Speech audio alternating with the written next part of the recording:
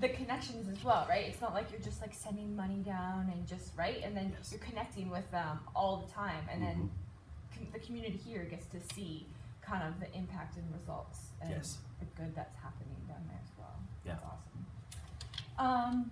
So how do kind of financials for the program work? It's a loaded question, Yeah. isn't it? Well, initially, I just, the very first time I went to Ecuador, I saw scarves made in Otavalo. I thought, wow, those are beautiful. I should buy some and sell them and help pay for my trip. Well, I gave those all away because I had friends and nieces and they disappeared. But I remembered, in the very next year, I bought 200 scarves. And then the scarf story is really an astonishing story. I came home, and by word of mouth, within 10 days of arriving home, I'd sold about 150, 160 of those 200 scarves. Wow. When Hector, one of my friends down there, went to Otavalo to buy the scarves, first of all, he thought I was crazy. 200 scarves? Nobody No. buys 200 scarves. Like, that's just lunatic. Yeah. So when he delivered the scarves to me, he said, and so when you sell these, we'll just ship you some more. And then we all laughed, because yeah, like, who's gonna sell 200 scarves?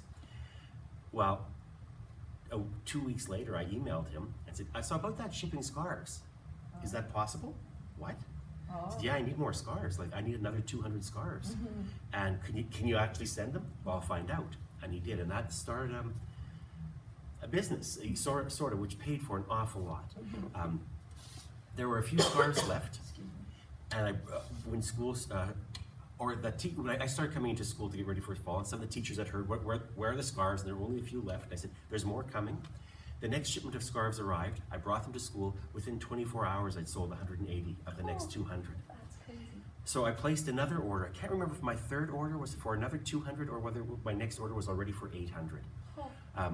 But for 3 years, I was the #1 scarf buyer in Ecuador. Yeah, for sure. In a 3-year period, I sold over 5,000 scarves. Oh, wow. And so the sale, I purchased the scarves in Ecuador for around $5, and I sold them here initially for 15, and then later for 20. And that difference, that cost difference, paid for the kids from down there to come here. It paid for registration fees for soccer. It paid for Joel's surgery. It paid for Carlos's sight-saving surgery. It paid for Johnny Cedeno's life-saving surgery. It paid for food hampers. It was unbelievable. So those scarf sales for 3 years poured money into this project. It was really astonishing. For sure, that's amazing. And then people got sort of scarfed out. And so then the sales just dropped. Yeah. This last year, 2 years ago, I discovered alpaca blankets, brought those up. And I'd only brought up about 20, and those sold immediately. Yeah. This last year, I brought up about 80, 85. I'm now almost sold out of those. Oh, wow. And so by selling local Ecuadorian products, that has put a lot of money into the project. For sure. And then in addition, I've worked pretty hard at fundraising projects. We started something called Artists for Ecuador. And initially it was just students, high school students at the ESR that I knew. I gave them an opportunity to perform. And so people would come in and buy tickets or make a donation. I started organizing fundraising dinners, and those dinners, each of the last 2 years, we've had 200 people in attendance at those fundraising dinners. And that's pretty astonishing. The first year we had just under 100, and now, so the story spread. Like, kids tell the stories to their friends, their parents, and so people came and it's been, and the radio station here in town has picked up the story and spread the story.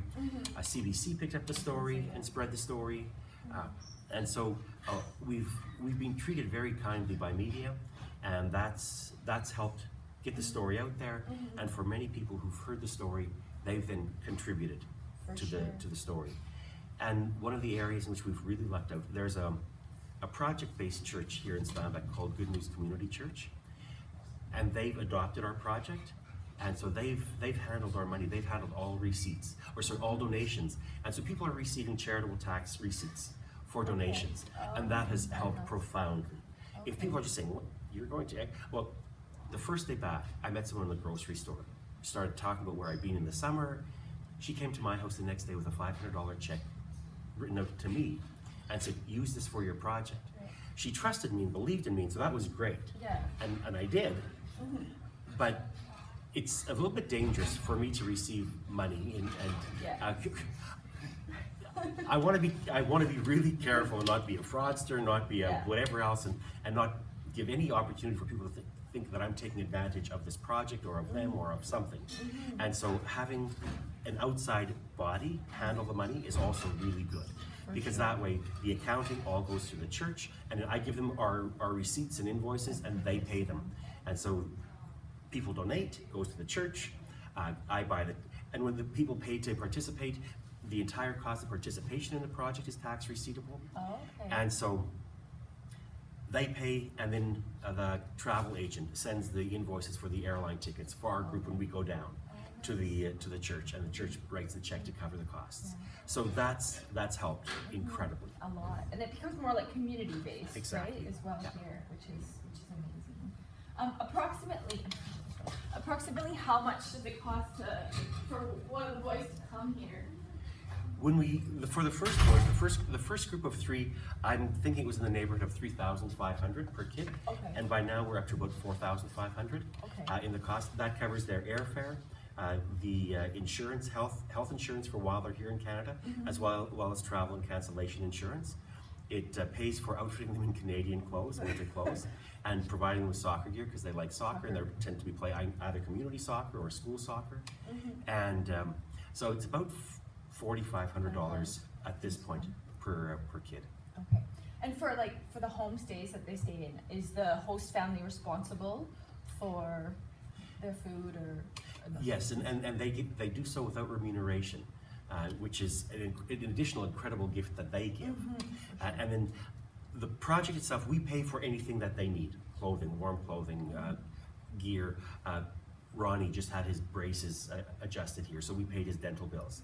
So the family's not on the hook for big costs, but they're providing him with a place to stay and then the food. Because there's a household already running, then it's probably the lights are on, the heat is on anyway, so that part doesn't cost more. But an extra teenage mouth to feed is an extra teenage mouth to feed. And are most of the families that are involved in hosting families that have gone down or have had kids go down? Until this year, yes. Okay. This year we have a family whose kid played on my volleyball team here at school. They heard about the project and said, hey, we'd like to help you sometime. We have an extra bedroom. And so they had never been, their kids had never been, but they'd heard about the project and said, we'd like to help. And they're providing the most incredible experience for one of our boys right now. Oh, that's amazing. It really is, it's incredible. But previous to that, it was always families that had kids who'd gone down or parents that had gone down. Wow, that's amazing. Yeah. We kind of already talked about this, the community of Steinbach helping support the program. Steinbach is known for its philanthropy in many ways. When CRA does their review of the year, they're regularly identifying Steinbach as the most giving community, or Southeast Manitoba, where Steinbach is located, as the most giving community in all of Canada. And so Steinbach does have a reputation for being generous, and I've certainly experienced that too.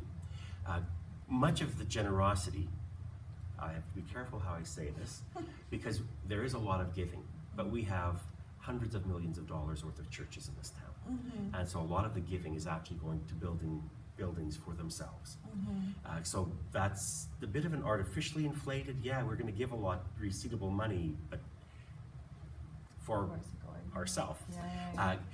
But there are a lot of people who do give to help and support others. Example, the woman who met me in the grocery store and came over the next day and handed me a check for $500. Wow. Our biggest single one-time donor now is at $5,000. Oh, wow. We've had multiple people who've given $1,000. So there is a spirit of generosity here. And there's been a fair bit of excitement about this project, so the community has become very involved. The radio station has supported. People are coming to our fundraising events. Yeah, for sure. With the first group that came, when they first were on the radio, they were interviewed right after they got here. And I'd say within 2 days, I don't know how many phone calls I got. One person called and said, hey, I heard you on the radio. Can I take the boys to a hockey game? A woman there's an old folks home, apartment right across the street from my place. A woman from across the street called and said, our building is having a potluck dinner on Sunday. Could you and the boys come over so that we could meet you? It was incredible.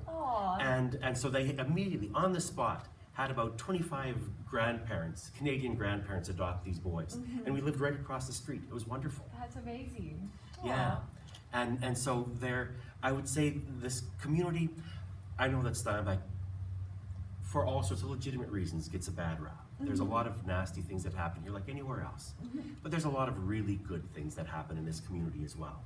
And those have been profound for this project, for the support for the Canadians going down and for the Ecuadorians who've come up here. Yeah, both ways, right? Yes. Okay. And then of course Hanover's given them the chance to study in school, and that is unbelievable. Sorry, can you talk about that a little bit? Just kind of the process you had to go through with the board and getting the boys to come up here and be able to attend school for a semester. This part of the project, it was really remarkable how a set of conversations turned this from an idea to a dream to a reality. I remember when Christy Zabowski bought dinner for the entire group of boys the very first year we were down.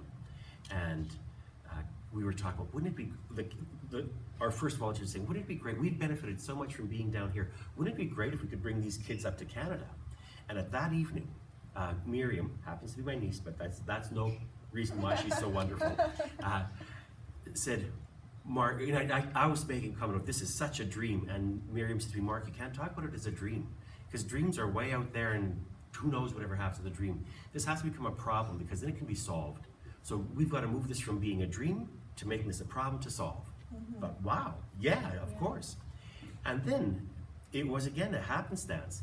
A hotel that we stayed at in Quito, the fellow there had a daughter who studied in the United States, and he had a son who was in grade 9 at that time. He wanted to send it to either the United States or Canada to study English. So he asked me, how much would it cost to study in your school? I had no clue. So I contacted the superintendent at the time just with that question. And I asked him that question because of this person in Quito. Yeah. Well, the superintendent understood me to be asking about the kids in Puerto Lopez where we had been working. Okay. And he said, well, why don't you just approach the board and ask the board if they'll allow you to bring kids up? And suggest that because you're bringing Hanover kids down there for an incredible cross-cultural learning experience, maybe Hanover will reciprocate and allow them in. So, okay. So I wrote up a presentation for the board and made the request.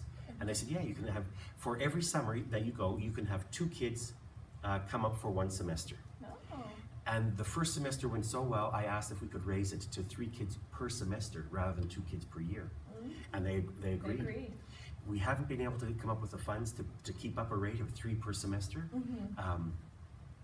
but we've kept up every year since. Yeah. And it's been remarkable. So, like I said, it was a happenstance, but the board has loved it too. And it's any school board would like a positive story. And the Spanish teacher here is over the top happy about how having native Spanish speakers in her class helps her kids learn Spanish. Yeah. So that's been a real gift. And there's another tribute to the Ecuadorian kids who come up and to the response of the community. When the very first group was here, one of their teammates' dad was killed in an automobile accident in Ecuador. And Ronnie knew that he was going to have to quit school. He was the only boy in the family. He had 5 sisters. His dad was now dead. He was going to be the man of the family. He was going to have to quit school. He was 14 at this time, 15. He was starting to pull back. And we said, no, we got to find a way we were encouraging him to stay in school. So we decided, all right, Manitoba and Ecuador, we're going to come up with $1,000, $500 to put groceries on the table so they don't have to think about groceries for the next 5 months. Yeah. And $500 for school supplies, because there's 5 girls and Ronnie. So for 6 kids to stay in school, we're going to cover whatever costs there are. And so it was Pat Jenk who had some students in her Spanish class, talked about it. They said, how can we help? Let's do a collection in the school to come up with this money and to help this money. And let's do a video conference with Ronnie's family to tell them we're behind you. So the school, in one day, in a collection, raised $5,000 for this family. That's amazing. It was unbelievable. It was just so incredible. This family was blown over. Like, support, Ronnie stayed in school. He just graduated in March from his high school in Puerto Lopez. He's here studying English this semester.